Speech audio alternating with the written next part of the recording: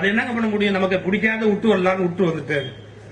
யோசிச்சு பாருங்க, வாழ்க்கையில பிடிக்காத விடுறது விரதம் இல்ல, பிடிச்சதை விடுறதுதான் விரதம்.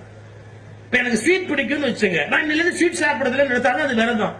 எனக்கு பாவக்காய் ஏற்கனவே பிடிக்காது, காசியில போய் சில பேர் இனிமே பாவக்காய் சாப்பிடுறது இல்லைன்னா என்ன பெரிய விரதம் அது? நீ ஏற்கனவே சாப்பிடுறது இல்ல, அப்புறம் என்ன புதுசா அங்க போய் விட்டு வந்தேன்னு நடிக்கிறது? இப்ப கந்தசஷ்டி விரதத்தோட அர்த்தத்தை எப்படி புரிஞ்சுக்கணும்னா, உனக்கு என்ன பிடிக்குமோ அந்த பிடித்ததை நோக்கி மனம் போகும். உன் மனம் உன் விருப்பப்படி நடக்க வேண்டுமே ஒழிய, இல்ல மனம் உன் கட்டளையின்படி நடக்க வேண்டுமே ஒழிய மனதின் விருப்பத்தின்படி நீ நடக்கக்கூடாது. சோ அதனுடைய பேஸ் அதுதான். இந்த விரதத்தை வச்சதுக்கான நோக்கம் அதுதான். சரி, நம்முடைய முதல் சக்கரத்துக்கு என்ன பேரு? மூலாதாரம்னு பேரு. உணவு மனுஷனுக்கு இருக்கிறதுலயே பலவீனமான விஷயம் அதுதான் சார். இந்த மூலாதார சக்கரத்தில் தான் நம்முடைய குண்டலினி அப்படிங்கிற உயிர் ஆற்றல் ஜீவ சக்தி உட்கார்ந்து இருக்கும். அதேதான் 24 மணி நேரம் கவலையா இருக்கு. சில பேர் பேசி பாருங்க, எப்பவும் சாப்பாட்டை பத்தி பேசுவோம். சார் நான் பழனிக்கு போறேன், பஞ்சாமிர்தம் வாங்காம வந்துறாரு. திருப்பதிக்கு போறேன், லட்டு கண்டிப்பா வாங்கிட்டு வாங்க. திருநெல்வேலி போறேன், அல்வா வாங்காம வந்துடாதீங்க சார். எங்கேயும் போலையா? மதுரையில போறேன், அங்க கீழே ஆவணி மூல வீதியில ஒரு ராயர் கடையில ஒரு இட்லி போடுவான், குறைஞ்சபட்சம் சாப்பிட்டுட்டாது வரும். அவன் பாருங்க, எந்த ஊர் சொன்னாலும் அந்த ஊர்ல சாப்பாட்டு ஐட்டம் அடையாளம் சொல்லுவான். அவன் மைண்ட் முழுக்க 24 hours சாப்பாட்டிலேயே கவலை. நீங்க கோச்சிக்கலன்னா ஒரு விஷயம் சொல்வேன், கோச்சிக்கிட்டாலும் சொல்லுவேன். கல்யாண வீட்டுல சாப்பிட்டுட்டு கை கழுவ போறான் பாத்தீங்களா? சாப்பிட்டுட்டு கை கழுவ போறாங்க சில பேரு. நம்ம ஊர் கல்யாண வீடுகள்ல எல்லாம் அடுத்த பந்திக்கு பரிமாறுற அண்டா கரெக்டா வாஷ் பேசின் பக்கத்திலே வச்சிருப்பான் இல்லையா? அத பல பேர் பரிதாபமா பாத்துக்கிட்டே போவோம். இவ்வளவும் நம்மளால சாப்பிட முடியலையே, இதுல ஒரு அளவு தானே நம்மளால சாப்பிட முடியுது. இந்த அண்டாவை அப்படியே முழுங்கக்கூடிய சக்தி நமக்கு இல்லையான்னு பாருங்க. இந்த எச்சக்கை இப்படி ஒழுவோம், ஆனா அதை அப்படியே பாத்துக்கிட்டே போவான். ஏதாவது ஒரு ஐட்டம் பரிமாறாம விட்டுட்டா, இதை நமக்கு விட்டுட்டோம்பா, பரிமாறும் போது இது நமக்கு பரிமாறாம விட்டுட்டான், அதை காமிச்சிட்டு போவான். ஏற்கனவே லோடு ஃபுல்லா இருக்கு, அப்புறம் பரிமாறின என்ன பரிமாறிச்சு? கல்யாண வீட்டுல சாப்பிட்டு எழுந்தா பாருங்க, இந்த கையில செல்போன் கர்ச்சீஃப், இந்த கையில மூட நெய் பெய்து முழங்கை வழிவார அப்படியே ஒழுகுது. இப்படி கல்யாண வீட்டுல எழுந்தா பாருங்க, இடுப்பு வெயிட்டு நெழுகிடுச்சு. ஏன்னா தளர்த்தி தளர்த்தி சாப்பிட்டுருக்கான். கொள்ளளவு ஜாஸ்தி ஆக்கணுங்கிற ஐடியால தளர்த்தி சாப்பிட்டுருக்கான். இவன் எந்திரிச்சா பாருங்க, இடுப்பு வேஷ்டி நழுவுது. திருவள்ளுவர் எழுதி விட்டார், உடுக்கை இழந்தவன் கை போல் அங்கே இடுக்கண் களைவது நட்பு. நட்பு பக்கத்துல இல்ல, இருந்தா மானம் காப்பாற்றலாம், பக்கத்துல இல்ல என்ன பண்றது? ஏன்னா பண்ண முடியாது. இந்த கையில செல்போன் கர்ச்சீஃப், இந்த கையில எச்சோறு. நான் பாருங்க, நல்ல வேலை பின்ரோல இருந்தவன் பாஞ்சு இவன் இடுப்பு வேஷ்டிய பின்பக்கமா கட்டி விட்டு இறுக்கி கட்டிட்டு கேட்டான். அறிவு கட்டவன் திங்கிறதுல ஒரு அளவு வேண்டாம், இப்படியா திங்கிறது? இவன் சொன்னா பாருங்க, இது நழுவுறதுதான் நம்ம அளவு. அவருடைய அளவுகோலே அதுதான். அந்த அளவு சாப்பிட்டதான் அர்த்தமா சார்? உணவுங்கிறது ஒரே வார்த்தை எழுதி வச்சா, வாழ்வதற்காக சாப்பிடுவதை ஒழிய சாப்பிடுவதற்காக வாழ்வது வாழ்க்கை அல்ல. நாம் வாழ்வதற்காக சாப்பிடணும், எதெல்லாம் நமக்கு நல்லதோ நியூட்ரிஷியஸோ அதெல்லாம் சாப்பிடணும். ஆனா சாப்பிடுறதுக்காகவே பிளான் பண்ணி வாழ்ந்துட்டு இருக்க முடியுமா? ஒரு கேள்வி கேட்கிறேன், யோசிச்சு பாருங்க. எந்த மிருகமாவது கையில டைஜின் மாத்திரையோட அலையுதா? எந்த மிருகமாவது கையில டைஜின் மாத்திரையோட அலையுதா? நம்ம பாக்கெட்லயே டைஜின் மாத்திரை வச்சிருக்கிற. கல்யாண வீட்டுல காலையில பொங்கலும் கேச்சரியும் போட்டா அவன் செத்தா. ஏன்னா பொங்கல் கேச்சரி வடை சாப்பிட்டா 3 நாளைக்கு பசிக்காது. பொங்கல் கம்ப்ளீட் நெய் அல்லது ஆயில் டால்டா, வடை ஆயில், அப்புறம் கேசரி நெய் அல்லது டால்டா அல்லது ஆயில். நீங்க இது 3ஐயும் ஒன்னா ஒரு காம்பினேஷன் போட்டு கூட்டின்னு வச்சா 10% வெற்றின்னு அர்த்தம். பொங்கல் கேசரி வடை அதோட ஒருத்தன் ஒழிஞ்சா இல்லையா? இது நம்ம சாப்பிட்டா. ஏங்க எத்தனை மணிக்கு சாப்பிட்டா? 9 மணிக்கு காலம்பர கல்யாணத்துல டிஃபன் சாப்பிட்டா. இவனுக்கு மறுபடியும் எப்ப பசிக்கும்? இனி மத்தியானம் 3:30 பசிச்சா ஜாஸ்தி. ஆனா 12:15 மணிக்கு வீட்டுக்கு புறப்படணும். 12 மணிக்கு பொண்டாட்டி எங்க இருந்து வந்தா, சாப்பாடு இலை போட்டாங்க, சாப்பிட்டுட்டு போவோமா? பசி இல்லையே. அப்படி பசி இருக்கா இல்லையான்னா எனக்கு தெரியாது. இப்ப சாப்பிடறதா இருந்தா சாப்பிடுங்க, வீட்டுக்கு போனோம். வீட்டுக்கு அடுப்பு பத்த வைன்னு என் பிராணனை வாங்கக்கூடாது. ஒண்ணு இப்ப சாப்பிடுங்க, இல்லாட்டி ராத்திரி வீட்டுல ஏதாவது பண்ணுவேன் சாப்பிடுங்க.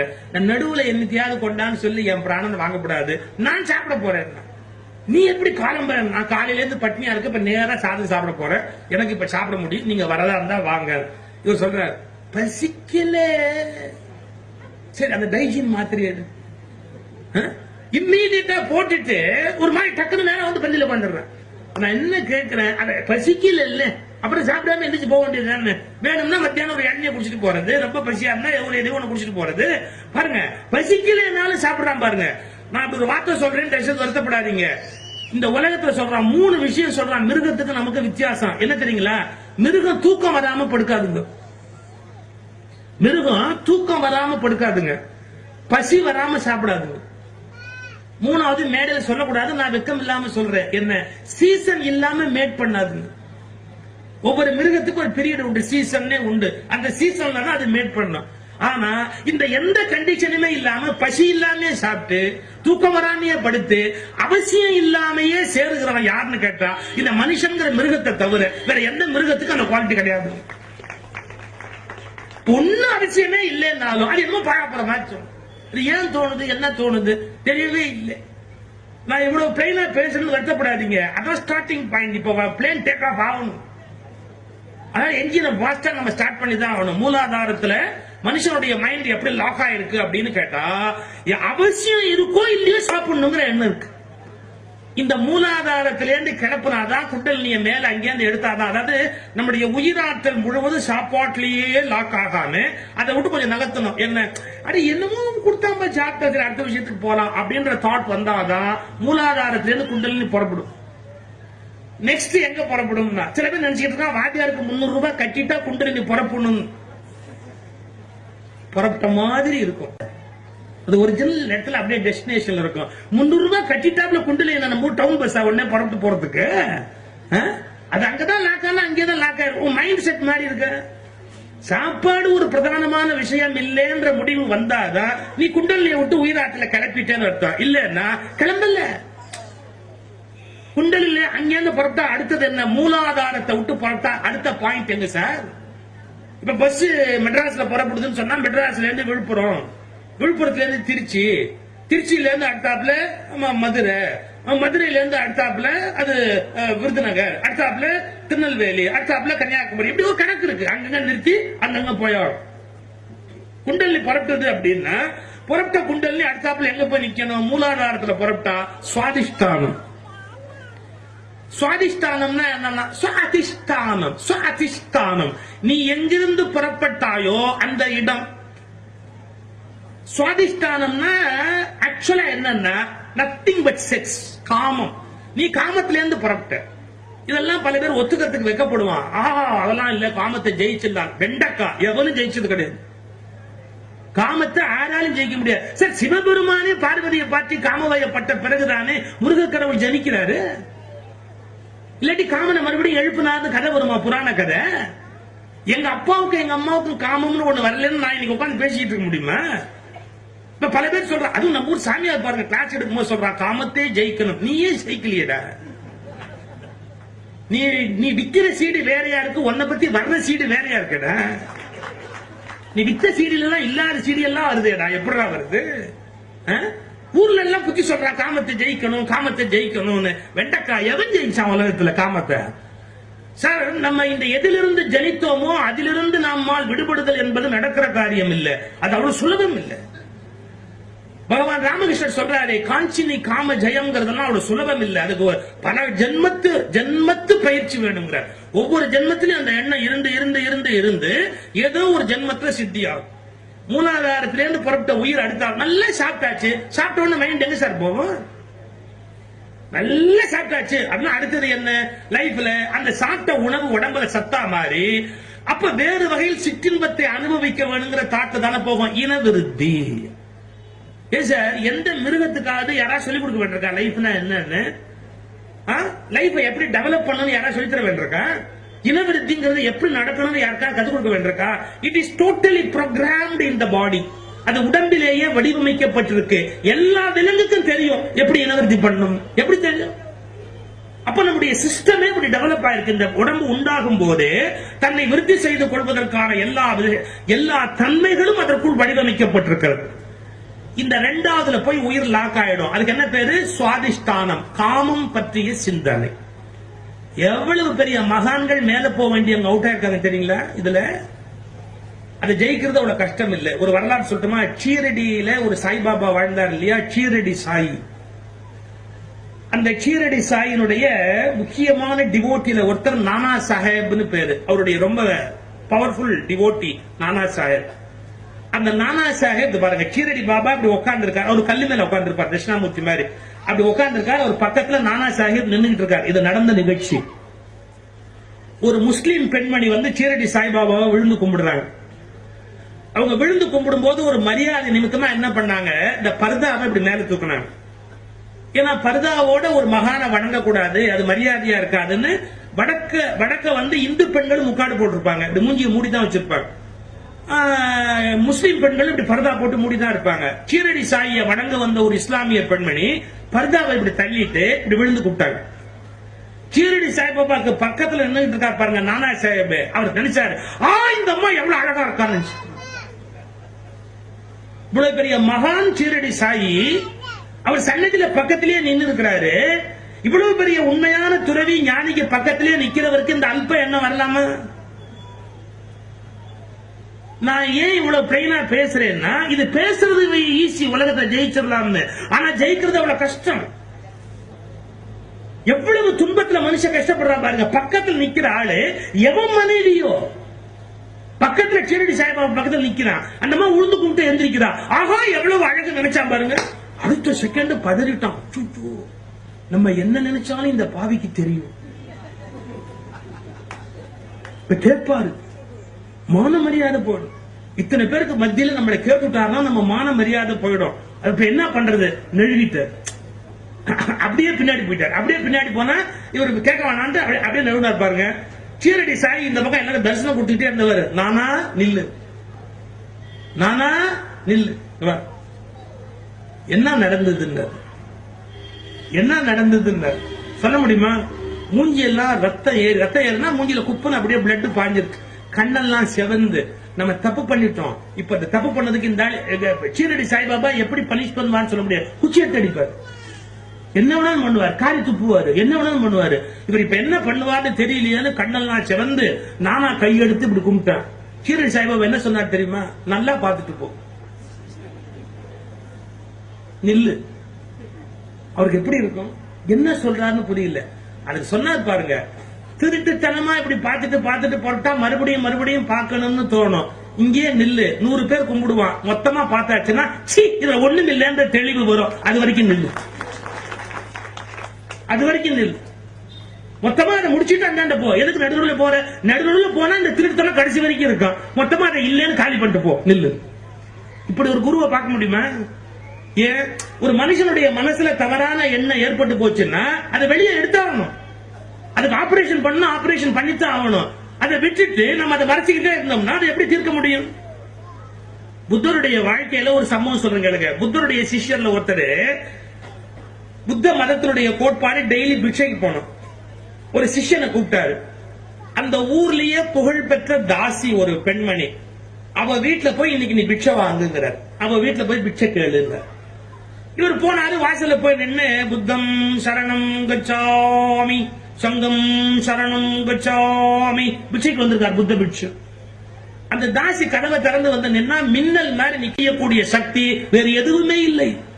ஒரு ரோஜா செடியினுடைய அந்த வேருக்குள்ள நாற்றம் போய் மலருக்குள் மனமா மாறிடுச்சு. வேருக்குள் நாற்றம் பிடித்த மலம் போய் இலைக்குள் வந்து பூக்குள்ள வரும்போது நறுமணம் பிடிச்ச மலராயிடுச்சு. அது மலத்தை தான் மலராக மடை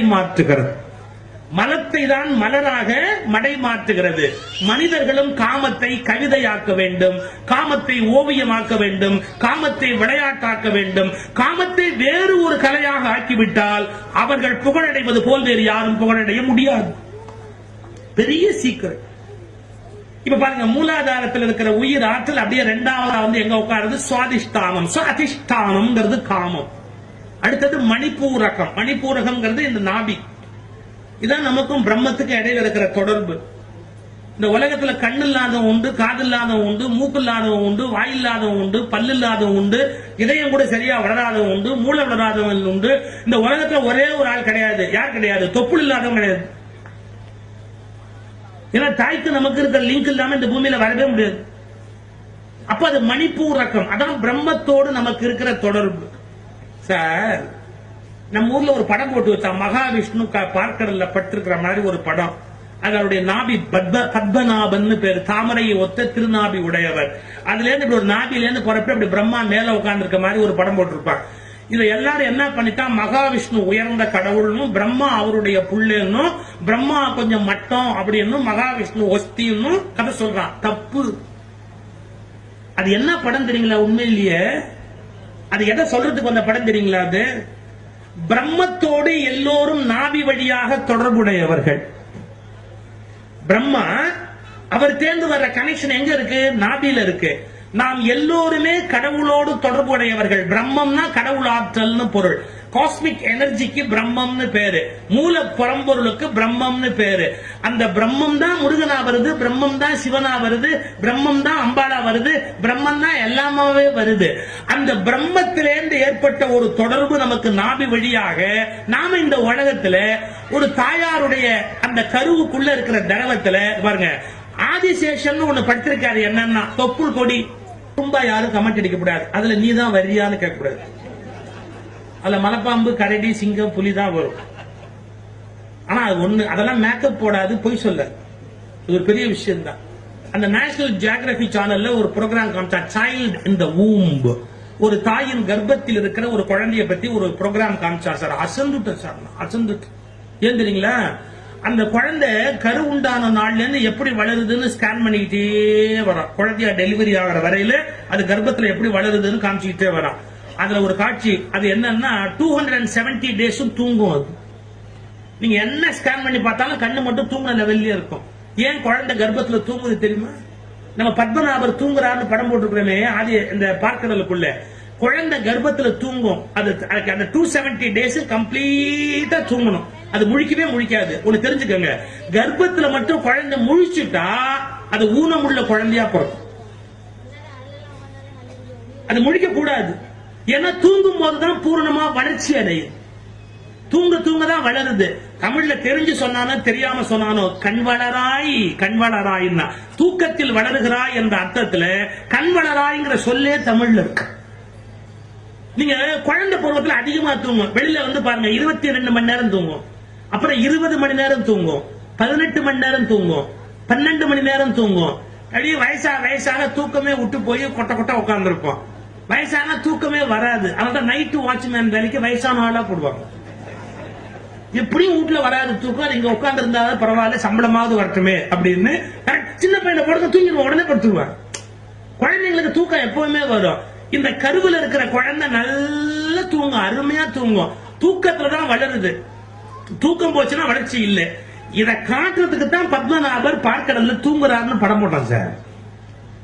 எவ்வளவு அருமையான விஷயம் தெரியுங்களா? அது நான் 2 சக்கரம் தான் சொல்லிருக்கேன். மூலாதாரம், சுவாதிஷ்டானம், அதை தாண்டினா மணிப்பூரகம், நாபி, அதை தாண்டினா அநாகதம். அநாகதம்ங்கிறது ஹார்ட். ஆக்சுவலா நம்ம பாக்குறது லெப்ட் சைடு இருக்கிற ஹார்ட் ரத்தத்தை பம்ப் பண்ணுது.